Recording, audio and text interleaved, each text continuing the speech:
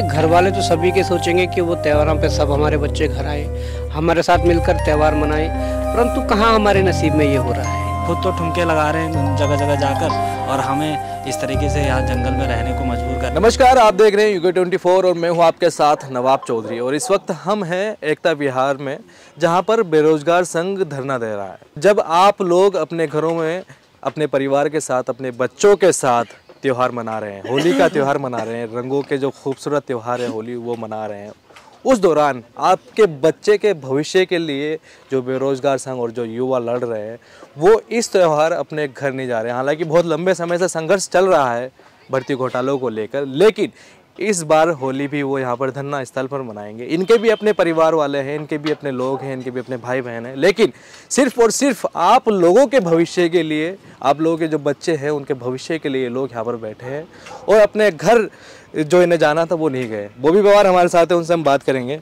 बॉबी भाई, क्या लगता है कि जिस तरह से जो ये पूरा सामने मामला आ रहा है और अभी तक सीबीआई जांच का कुछ पता नहीं है और फिर से जो है तंबू गाड़ दिया है, और सही मायनों में अगर बात की जाए तो त्यौहार भी है, घर वालों का क्या रिएक्शन होता है, क्या सोचते हैं घर वाले कि त्यौहार पे घर आना है या नहीं आना है, किस तरह की बातें होती हैं? देखिए, घर वाले तो सभी के सोचेंगे कि वो त्योहारों पे सब हमारे बच्चे घर आए, हमारे साथ मिलकर त्यौहार मनाएं, परंतु कहाँ हमारे नसीब में ये हो रहा है। यहाँ की सरकार, यहाँ का सिस्टम आप देख रहे हैं किस प्रकार से चल रहा है।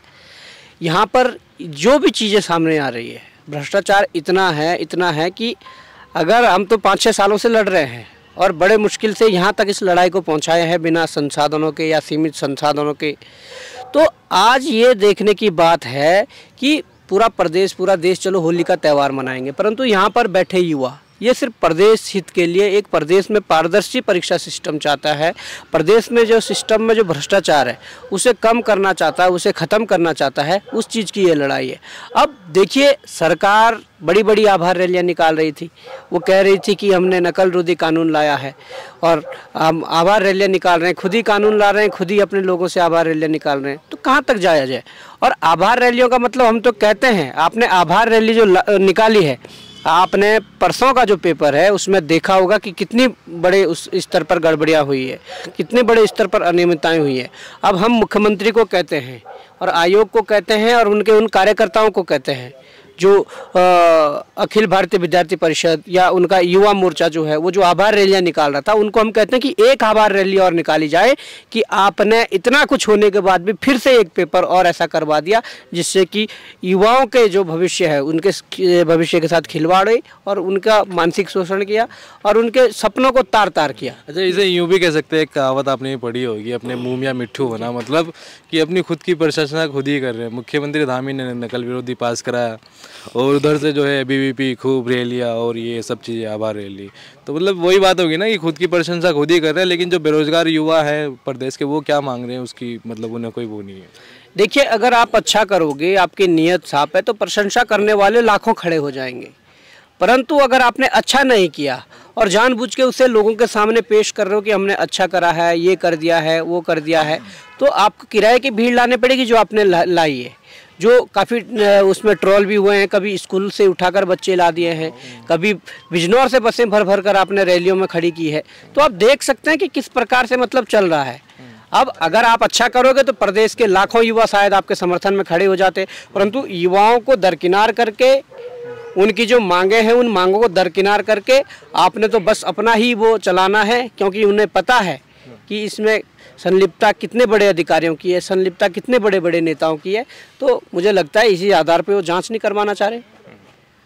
अच्छा, जैसे आज होली भी है और बहुत सारे घर में जो है पूजा पाठ होता है, परंपराएं होती है, लेकिन क्या घर वालों का फ़ोन आया कि कैसे करना है, आना है, नहीं आना है, घर में कौन कौन है, उनका क्या सोचना होता है कि तुम इतना बड़ा आंदोलन कर रहे हो, कोई थ्रेट्स की प्रॉब्लम होती है, मतलब थ्रेट्स आने की एक संभावना भी रहती है कई तरह से।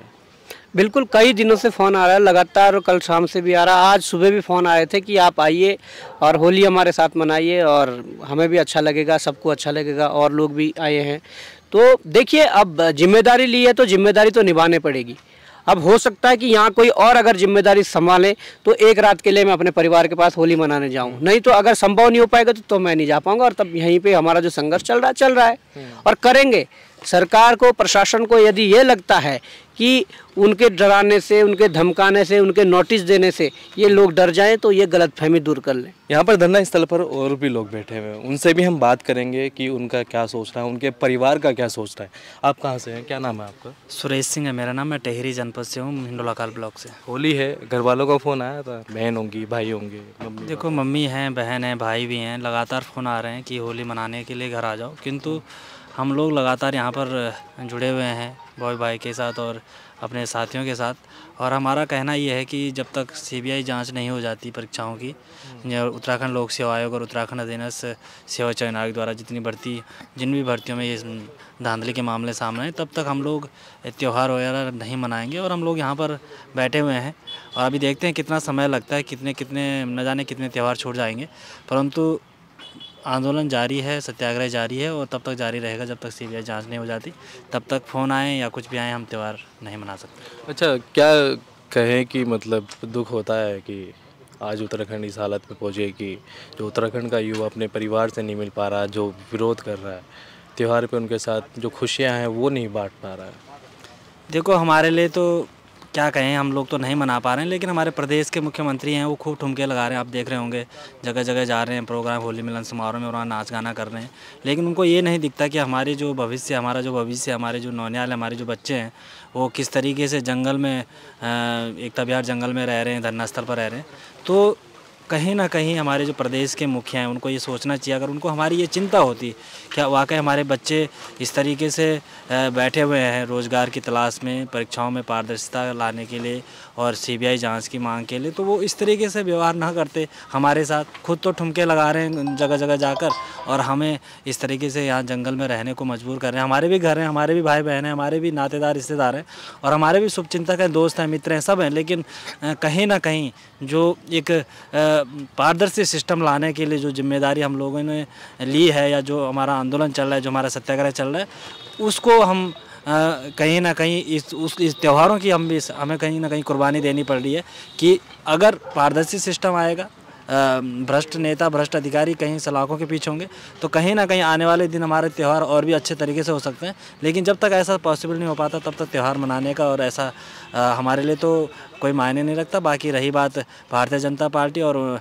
हमारे मुख्यमंत्री की, वो जगह जगह जा रहे हैं, प्रोग्राम आयोजित कर रहे हैं, कई तरह के नाच गाने कर रहे हैं, तो वो लोग आराम से मना रहे हैं। हम लोग यहाँ पर बैठे हुए हैं और हम तब तक नहीं मनाएंगे जब तक हमारी जो मांगें हैं, जायज़ मांगें हैं, प्रदेश के भविष्य की मांगें हैं, वो जब तक नहीं मानी जाती तब तक हम नहीं मनाएंगे त्यौहार। और भी लोग हैं, उनसे भी हम बात करेंगे। वो कहाँ से, आप कहाँ से हैं? मैं उत्तरकाशी से। क्या नाम है आपका? मेरा नाम हिमांशु सिंह चौहान है, मैं प्रोल्ला विधानसभा से। हिमांशु, कब से आप आंदोलन का हिस्सा बने हुए हैं? और सबसे बड़ी बात तो ये है कि आज होली का त्यौहार है, हर किसी का मन होता है कि वो अपने घर में जाए, अपनों के साथ रहे। वैसे तो हम 8 तारीख से ही यहाँ पर लगे हुए, और जो होली का त्यौहार जो आप कह रहे हैं, होली का, तो प्रदेश के जो मुख्यमंत्री है, जिस हिसाब से आपको देख रहे हैं, होली तो वही मना रहे हैं। हमारी तो काली रातें यहाँ पे कट रही हैं, उज्जवल भविष्य के, उस उत्तराखंड के उज्जवल भविष्य के लिए जो हमारी ये काली रातें हैं, एक नया जो उत्तराखंड का जो भविष्य लिखेगा वो इन रातों ही से लिखा जाएगा।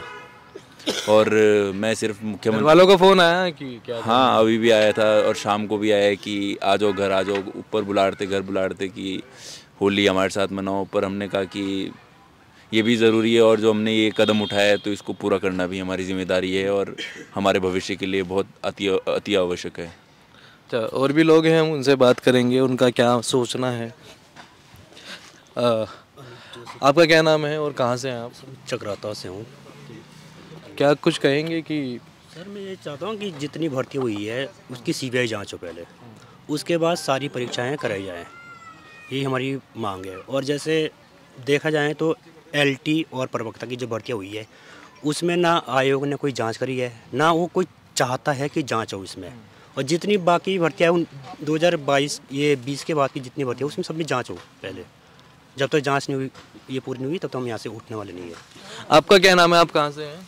मैं जौनसर से हूँ, मेरा नाम रघुवीर सिंह है। और हम इसलिए बॉबी पवार के समर्थन में यहाँ बैठे हुए हैं कि जितनी भी आज तक आयोग ने परीक्षाएं करवाई उसकी सबसे पहले तो सीबीआई जांच होनी चाहिए, क्योंकि कोई सी भी परीक्षा हो रही, एक भी परीक्षा यहाँ पे पारदर्शी तरीके से नहीं हुई। और एक मैं अपने तरफ से बात कहना चाह रहा हूँ कि यहाँ पे उत्तराखंड सरकार ने शिक्षा विभाग में क्या कर दिया, गेस्ट टीचर रखना शुरू कर दिया, जिससे कि मैंने भी बीएड किया है। हम लोगों का एक हिसाब से शोषण है। शोषण इसलिए है क्योंकि उन्होंने उसमें क्या रख दिया, परसेंटेज वाला सिस्टम रख दिया।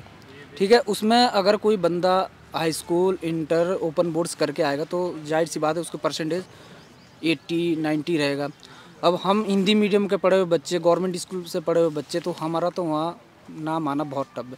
हम सरकार से ही अपील करते हैं, या तो ये गेस्ट टीचर जो सिस्टम है इसको समाप्त कर दिया जाए, और अगर रखना ही है तो 25,000 सैलरी में बेरोजगारी से अच्छा है कोई ना कोई तो हम भी कर लेंगे, लेकिन उसका एक पेपर होना चाहिए, आयु के द्वारा पेपर कराए। जो भी पेपर क्वालिफाई करके जाएगा तो हम उस चीज़ से संतुष्ट है, लेकिन ये परसेंटेज वाला सिस्टम ख़त्म होना चाहिए।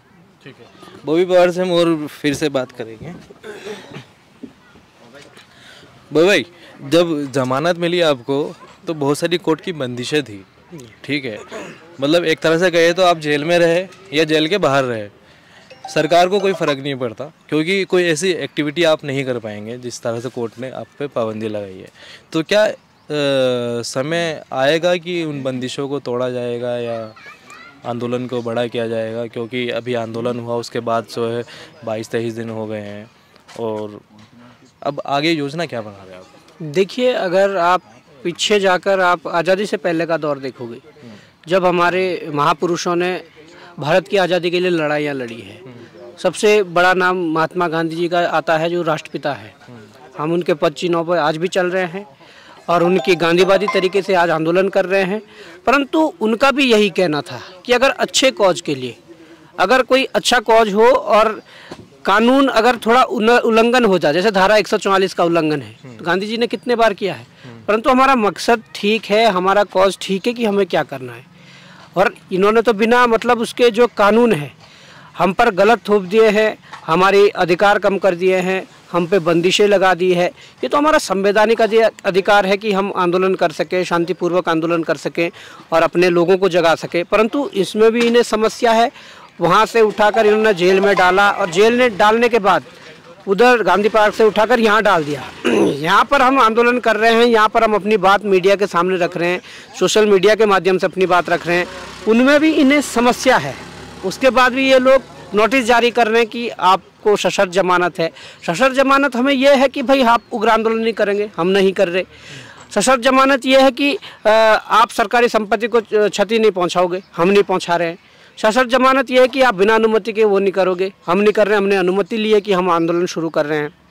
तो फिर भी उसके बाद भी नोटिस जारी करना, मतलब ये तानाशाही रवैया क्या दर्शाता है, मेरे समझ में ये नहीं आ रहा।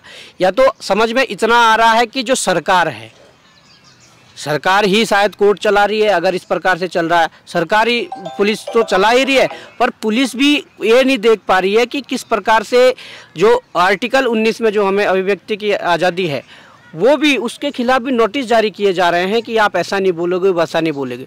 तो ये बड़ा मतलब एक ऐसा दौर आ चुका है कि तानाशाही चरम पर है, और मुझे लगता है कि इनके पाप का घड़ा भर चुका है। हम डरने वालों में से नहीं है, हम पीछे हटने वालों में से नहीं है। ये तो कान खोल के प्रशासन भी सुन ले और हमारी सरकार भी सुन ले। हम लड़ेंगे, आपको जितना डराना है, धमकाना है, आपको नोटिस देने आप दीजिए, परंतु हम डटकर लड़ेंगे, कानूनी दायरे में रहकर लड़ेंगे।